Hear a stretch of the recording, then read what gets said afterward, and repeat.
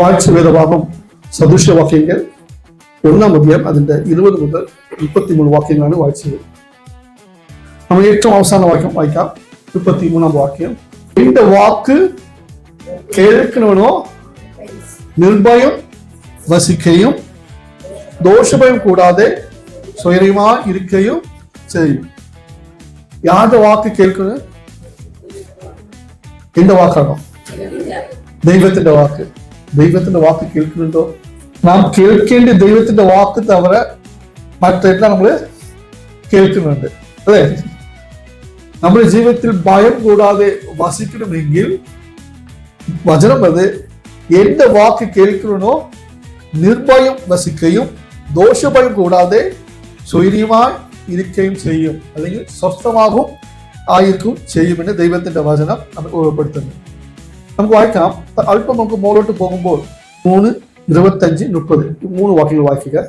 3 വാക്യങ്ങൾ നമ്മൾ വായിച്ചത് എന്തെങ്കിലും മനസ്സിലായ? 3 വാക്കുകൾ குறிப்பிட்ட ഒരു വാക്കുകൾ എടുത്തു പറയുന്നുണ്ട്.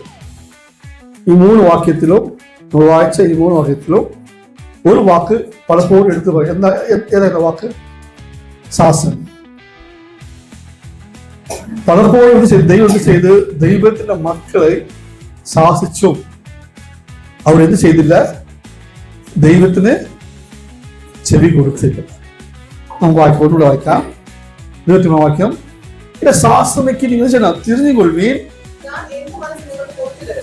ഞാൻ എന്റെ മനസ്സ് നിങ്ങൾക്ക് ഒഴിച്ചു തരും, എന്റെ വചനങ്ങൾ നിങ്ങളെ അറിയിക്കും. പക്ഷെ ഇംഗ്ലീഷ് അങ്ങനെയല്ല. I will pour out my spirit. എന്റെ ആത്മാവിനെ നിങ്ങൾക്ക് തരും. എന്റെ ശാസ്ത്രം നിങ്ങൾ തിരിഞ്ഞുകൊണ്ടാൽ വചനം പറയുന്നത് ദൈവം നമുക്ക് എന്ത് തരും? ദൈവത്തിന്റെ ആത്മാവിനെ നിങ്ങൾക്ക് തരും. ദൈവത്തിന്റെ വചനങ്ങളെ അവൾ ചെയ്യും, നിങ്ങളെ അറിയിക്കും. അല്ലെങ്കിൽ ദൈവ വചനത്തിന്റെ ആഴങ്ങളെ സത്യങ്ങളെ മനസ്സിലാക്കുവാൻ ദൈവത്തിന്റെ പരിശുദ്ധാത്മാ സഹായിക്കും. പഴയ നിയമത്തിലാണ് ദൈവം. പുതിയ നിയമത്തിൽ എനിക്കും നിങ്ങൾക്കും നാം പാവം ചെയ്താൽ ദൈവത്തിന്റെ ആത്മാ എന്നിൽ നിന്ന് എടുക്കപ്പെടും. ഞാൻ മാനസാന്തരപ്പെട്ടില്ലെങ്കിൽ ഒരിക്കലും ദൈവത്തിന്റെ ആത്മാവിനിൽ വസിക്കത്തില്ല. അപ്പോൾ നാം ദൈവത്തിന്റെ അടുക്കൽ അവന്റെ ശാസനയ്ക്ക് നാം മനം തിരിഞ്ഞ് മാനസാന്തരപ്പെട്ട് ദൈവത്തിന്റെ അടുക്കൽ വരുമ്പോൾ വചനം പറയുന്നത് അവന്റെ ആത്മാവിനെ എന്റെ ഉള്ളിൽ ആക്കും, ദൈവത്തിന്റെ വചനങ്ങളെ അറിയിക്കുകയും ചെയ്യും. നാം ദൈവത്തിന്റെ ആത്മാ കൂടാതെ ദൈവത്തിന്റെ വചനങ്ങളെ നമുക്ക് അറിയാൻ കഴിയത്തില്ല. നിങ്ങൾക്ക് ദൈവത്തിന്റെ വചനം മനസ്സിലാക്കണം. ആര് വേണം? നിങ്ങൾക്ക് ദൈവത്തിന്റെ പരിശുദ്ധാത്മ വേണം.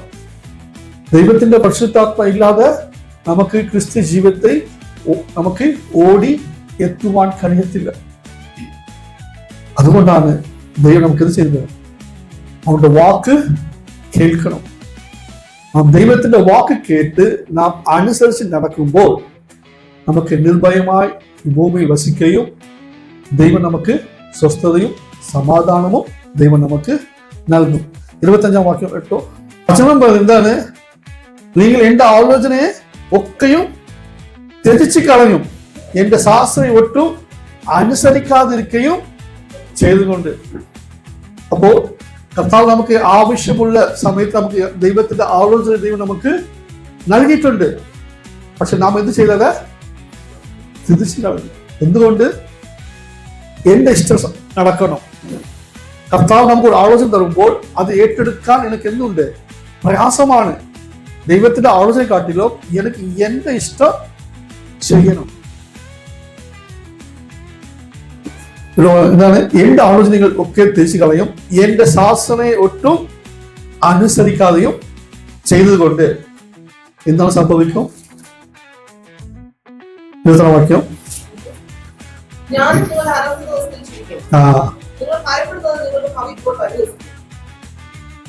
നാം ദൈവത്തിന്റെ ആലോചനയും അവരുടെ ശാസ്ത്രയും നാം ഏറ്റെടുത്തില്ലെങ്കിൽ വചനം ഇത് അന്നത്തെ ദിവസത്തിൽ ദൈവം ചിരിക്കും. നാം ദൈവത്തിന്റെ ആലോചനയും ദൈവത്തിന്റെ ശാസ്ത്രവും നാം തള്ളി പറഞ്ഞുകൊണ്ട് അന്നത്തെ ദിവസങ്ങളിൽ നാം വിചാരിച്ചോ ആ അന്നത്തെ ദിവസത്തിൽ ദൈവം നമ്മളെ നോക്കി ചിരിക്കും. നിങ്ങൾ ഭയപ്പെടുന്നത് നിങ്ങൾക്ക് ഭവിക്കുമ്പോൾ ദൈവം പരിഹസിക്കും. നമ്മൾ പലപ്പോഴും ദൈവം നമുക്ക് ആലോചനയും ദൈവം നമ്മളെ സ്നേഹിക്കുന്നത് കൊണ്ടാണ് ദൈവം നമുക്ക് ശാസനയും കൊടുക്കുന്നത്. പക്ഷെ നമുക്കത് പലപ്പോഴും ഇഷ്ടമല്ല. നമ്മൾ ഓർത്ത് ഒരു കളക്ഷൻ നമ്മൾ ചെയ്യുമ്പോൾ നമ്മൾ ഏറ്റവും എങ്ങനെയാണ് നമുക്ക് ഓർത്ത് കളക്ഷൻ കൊടുക്കുമ്പോൾ പിന്നെ നമുക്ക് കളക്ഷൻ കിട്ടിയ നമുക്ക് ആ വ്യക്തിയെ ഇഷ്ടമല്ല. ഒരു വ്യക്തിയെ നിങ്ങൾ കളക്ഷൻ ചെയ്യുമ്പോൾ ആ വ്യക്തിയെ നിങ്ങൾക്ക് സ്നേഹിക്കാൻ കഴിഞ്ഞില്ലെങ്കിൽ പിന്നെ നിങ്ങൾ കാണാത്ത ദൈവത്തെ നിങ്ങൾ എങ്ങനെ സ്നേഹിക്കും? നമുക്ക് ദൈവത്തെ സ്നേഹിക്കുന്നുണ്ട് നമുക്ക് പറയാൻ എളുപ്പമാണ്. ഞാൻ ചോദിക്കുന്നു, നിങ്ങൾ ദൈവത്തെ സ്നേഹിക്കുന്നുണ്ടോ? ഉണ്ട്. നിങ്ങൾ എല്ലാം കൈപ്പോക്കും, എനിക്കറിയാം. അടുത്ത ചോദ്യം, ദൈവത്തിന്റെ വചനം പറയുന്നത് നിങ്ങൾ എന്നെ സ്നേഹിക്കണമെങ്കിൽ നിങ്ങൾ എന്റെ വചനം പ്രമാണിക്കും. ആ വചനം പ്രമാണിക്കുന്നുണ്ടോ? ശ്രമിക്കുന്നുണ്ട്. അതിനെ ശ്രമിച്ചിട്ട് കാര്യമില്ല, പ്രമാണിക്കണം, അത് നടക്കണം. എന്നാൽ നമ്മുടെ കുറവുകളെ മറ്റൊരു പറയുമ്പോൾ അത് നാം ഏറ്റെടുക്കാൻ പഠിക്കണം. കർത്താവ് ചെയ്ത് യൂദാസ് തന്നെ ഒറ്റിക്കൊടുക്കുമെന്ന് അവൻ സ്നേഹിച്ച് അവന്റെ കാൽ കഴുകി. നമുക്കാണത് പറ്റുമോ? പറ്റണം. ഇതാണ് ക്രിസ്തീയ ജീവിതം. നമ്മളെ പലരെ വിളിക്കുന്നവരെ നാം ക്ഷമിക്കാൻ പഠിച്ചില്ലെങ്കിൽ നമുക്ക് ഈ ക്രിസ്തീയ ജീവിതം ഓടി എത്തുവാൻ കഴിയത്തില്ല. നിങ്ങൾ ദുഷിക്കുന്നവർ, നിങ്ങൾ നിന്ദിക്കുന്നവർ, നിങ്ങൾക്ക് ക്ഷമിക്കാൻ കഴിഞ്ഞില്ലെങ്കിൽ നാം ഈ ക്രിസ്തീയ ജീവിതം ഓടി എത്തുവാൻ കഴിയത്തില്ല. നഷ്ടം നിങ്ങൾക്ക് തന്നെയാണ്. നമ്മുടെ കർത്താവ് നമുക്കൊരു മുൻമാതൃക എക്സാമ്പിൾ ആണ് കാണിച്ചു തന്ന് തന്നെ ഒറ്റിക്കൊടുക്കുമെന്ന് അറിഞ്ഞിട്ടും അവന്റെ കാൽ കഴുകി തന്ന്. എന്തുകൊണ്ടാണ്? അപ്പോഴെങ്കിലും അവൻ മാനസാന്തരപ്പെടുമോ എന്ന് വിചാരിച്ച്. ആനാ അവൻ പിശാസിനെ ഏൽപ്പിച്ചു കൊടുത്ത് കർത്താവിനെ ഒറ്റിക്കൊടുത്ത്. അപ്പോൾ ഞാൻ ഇത്രയും പറഞ്ഞത്, കർത്താവിന്റെ ആലോചനയും അവന്റെ ശാസ്ത്രയും നാം അനുസരിക്കുമ്പോൾ വചന അന്നത്തെ ദിവസത്തിൽ കർത്താവ് ചിരിക്കും. അത് മാത്രമല്ല, നമുക്ക് എന്ത് കാര്യം എന്ന് നമ്മൾ നിങ്ങൾ ഭയപ്പെടുന്ന നിങ്ങൾക്ക് ഭവിക്കുമ്പോൾ ദൈവം പരിഹസിക്കും. 30 വാക്യം വെച്ചോ. വചനത് അവർ എന്റെ ആലോചന അനുസരിക്കാതെ എന്റെ ശാസ്ത്രത്തെയും നിരസിച്ചതുകൊണ്ട് അനുസരിക്കാൻ കഴിയാത്ത കാരണം അവർ സ്വന്തം വഴിയുടെ ഫലം അനുഭവിക്കുകയും തങ്ങളുടെ ആലോചനകളാൽ തൃപ്തി പ്രാപിക്കുകയും ചെയ്യും. വചനം പറഞ്ഞതാണ്, നിങ്ങൾ ദൈവത്തിന്റെ ആലോചനയും നിരസിക്കുമ്പോൾ. എന്തുകൊണ്ടാണ് നിരസിക്കുന്നത്, തള്ളിക്കളയുന്നത്? നിങ്ങൾക്ക് നിങ്ങളായിട്ടുള്ള സ്വന്തം വഴി നടക്കണം, സ്വന്തം ഇഷ്ടങ്ങൾ നിങ്ങൾ ചെയ്യണമെന്ന് ആഗ്രഹിക്കുമ്പോൾ അവിടെ ദൈവത്തിന്റെ പ്രവൃത്തി വെളിപ്പെടുത്തില്ല. നിങ്ങൾക്ക് എവിടെ വഴിയില്ലയോ പറയട്ടെ, നിങ്ങൾ ആശ്രയിക്കും മനുഷ്യരാകട്ടെ, എല്ലാവർക്കും പ്രവർത്തിക്കുവാൻ ഒരു പരിമിതിയുണ്ട്.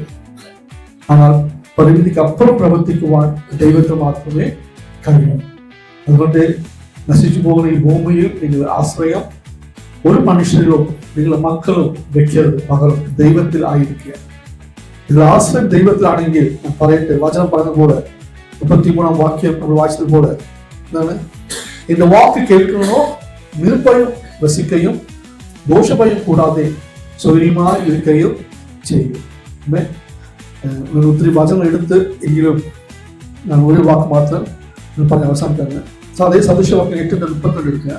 നിങ്ങൾ വാക്യവാനായി മാറുന്നത് ചെയ്യണം, അവന്റെ വാക്ക് കേൾക്കണം, മാത്രമല്ല അവന്റെ വഴികളെ പ്രമാണിക്കുന്നവർ ഭാഗ്യവാന്മാർ. പ്രബോധനം കേട്ട് ബുദ്ധിമാന്മാരായിരിപ്പിൻ, അതിനെ തിരിച്ചു കളയരുത്. ദിവസം പ്രതി എന്റെ പടിവാതിൽക്കൽ ജാഗരിച്ചു, എന്റെ വാതിൽക്കെട്ടുകൾ കാത്തുകൊണ്ടും എന്റെ വാക്ക് കേട്ട് അനുസരിക്കുന്ന മനുഷ്യൻ ഭാഗ്യവാൻ. എന്നെ കണ്ടെത്തുന്നവൻ ജീവനെ കണ്ടെത്തുന്നു, അവൻ യഹോവയുടെ കടാക്ഷം പ്രാപിക്കുന്നു.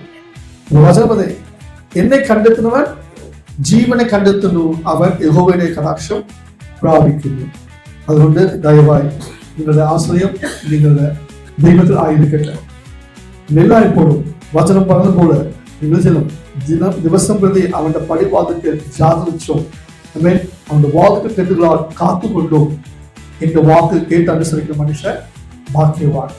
നിങ്ങൾ ഭാഗ്യവതിയെ മാറില്ലെങ്കിൽ നിങ്ങൾ പ്രാർത്ഥിച്ചോ, കർത്താവിനെ അന്വേഷിച്ചും അവനെ കണ്ടെത്തും. പറയട്ടെ, നിങ്ങളുടെ ജീവിതത്തിൽ കർത്താവ് ഭാഗ്യവാനായി നിങ്ങളെ മാറ്റുവാൻ കഴിയും. അവന്റെ വാക്ക് കേട്ട് അനുസരിച്ച് നടക്കുക. നിങ്ങൾക്ക് മുൻപായി അവൻ എല്ലാ വഴിയും നിങ്ങൾക്ക് വേണ്ടി നന്മയാൽ അവൻ നിറച്ച് നിങ്ങളെ വഴിയിടത്തും. അതുകൊണ്ട് ഞാൻ പറയട്ടെ, കർത്താവിന്റെ വാക്ക് കേട്ട് നിർഭയമായി വസിക്കുകയും ദോഷഭയം കൂടാതെ സ്വൈര്യമായി ഇരിക്കുകയും ദൈവം കൃപ തരട്ടെ എന്ന് പറഞ്ഞുകൊണ്ട്